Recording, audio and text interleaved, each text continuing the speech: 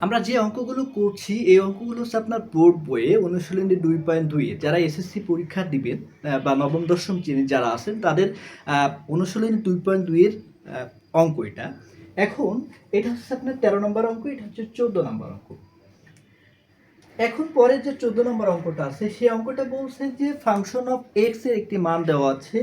এখন বলছে যে এক্স এর কোন মানের জন্য এক্স এর একটি নির্দিষ্ট মান বের করতে হবে, যেখানে function of x equal to 0 হবে। তাহলে কি করব দেখেন, প্রথমে লিখব দেওয়া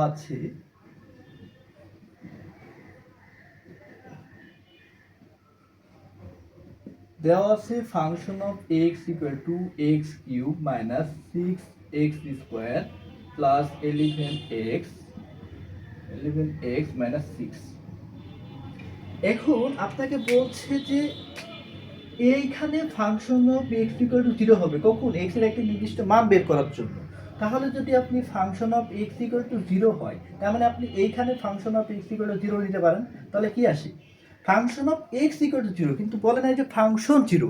ফাংশন অফ এক্স এর যে মান পাবে সেই মানটা 0 হয়েছে, equal to x cube minus 6x square plus 11x minus 6 0 equal to, দেখেন এইখানকার এক্স কিউব আমরা এখানে যদি কমন নেওয়ার জন্য করি, বা মিডল টার্ম তো হচ্ছে না, মিডল টার্ম যখন হচ্ছে না তখন কি কমন নিয়ে অঙ্কের সমাধান করতে হবে। সেক্ষেত্রে আমরা কি করব, এই এক্স কিউবের সহগ কত আছে 1, এক্স কিউবের সহগ কত 1, তাহলে এক্স কিউব নিয়েছি, তাহলে একটা এক্স কিউব আছে। এখন যদি আমরা এখান থেকে এক্স স্কোয়ার একটা নিই, তাহলে কি হবে মাইনাস এক্স স্কোয়ার। দেখেন 6টার মধ্যে আপনি একটা এক্স স্কোয়ার নিয়েছেন, তাহলে বাকি আছে কয়টা, 5টা। তাহলে এই যে 5টা এক্স স্কোয়ার। এখন আপনি আবার খেয়াল করেন যে এক্স স্কোয়ারের সহগ কত 5, কিন্তু এক্স এর সহগ কত আছে 11। আপনি এইখান থেকে যদি 5টা এক্স নেন, দেখেন এর সহগ সেম হয়ে গেছে, তাহলে বাকি আছে কি 6টা এক্স। দেখেন 5 আর 6 11। এখন দেখেন এইখানের যে শুধু কনস্ট্যান্ট একটা ধ্রুবক নাম্বার আছে সেটা কত 6, আর এইখানকার যে সহগ সেটা কত 6। তাহলে দেখেন a মাইনাস 6, দেখেন তো এর সব দুইটা সহগ সেম, এই দুইটা সহগ সেম, এরও কি দুইটা নাম্বার সেম। এখন শুধু আপনি কমন নেবেন, এই দুইটার মধ্যে কমন নেন।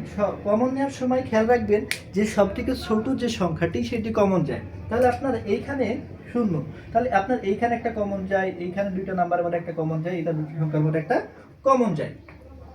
তাহলে আপনি ছোট সংখ্যা কোনটা, এক্স কিউব এক্স স্কোয়ার, তাহলে এক্স স্কোয়ার আপনার ছোট, তাহলে এক্স স্কোয়ার কমন নিয়েছেন। তাহলে এক্স কিউবকে যদি এক্স স্কোয়ার দ্বারা ভাগ করেন তাহলে থাকে হচ্ছে এক্স, এক্স স্কোয়ারকে এক্স স্কোয়ার দ্বারা ভাগ করেন তাহলে থাকে হচ্ছে মাইনাস 1। এইখানে দেখেন দুইটার মধ্যে কমন নিয়েছে আমরা মাইনাস 5, ছোট সংখ্যাটি কমন নেব মাইনাস 5x।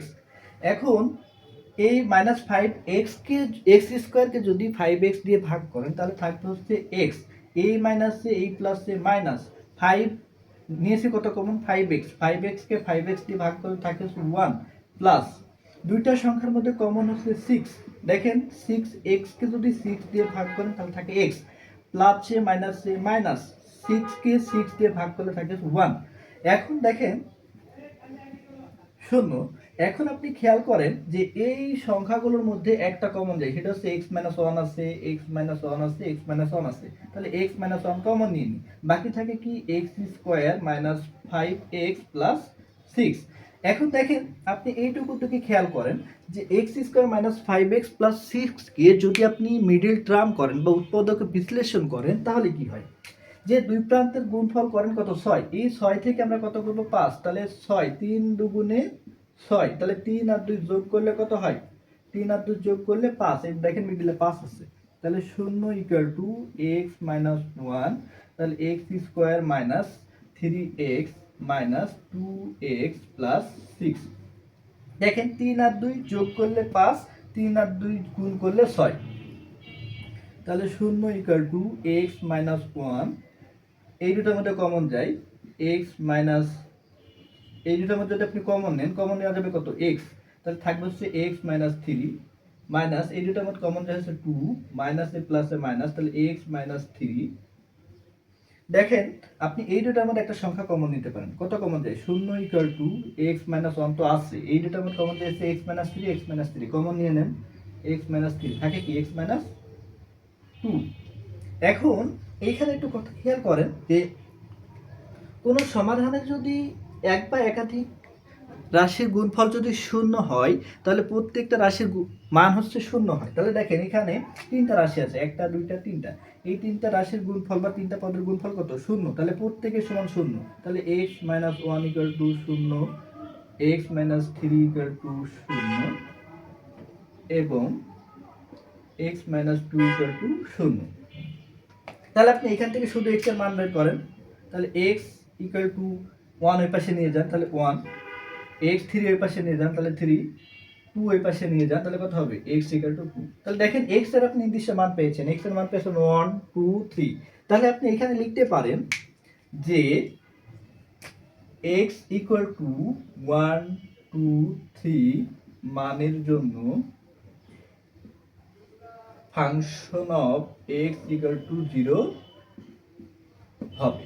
এই হচ্ছে আপনার এই অঙ্কের সমাধান। তার মানে আপনি এখানে এই টাইপের যে অঙ্কটা শিখলেন সেইটা হচ্ছে যে আপনার যে কোনো ফাংশন দেওয়া থাক এবং ওই ফাংশন থেকে যার মান নির্ণয় করতে বলবে তার কি একটি নির্দিষ্ট ফাংশন থাকবে, সেই ফাংশনের মানও নির্দিষ্ট থাকবে। তাহলে আমরা এই ফাংশন থেকে খুব সহজেই মান নির্ণয় করতে পারবো।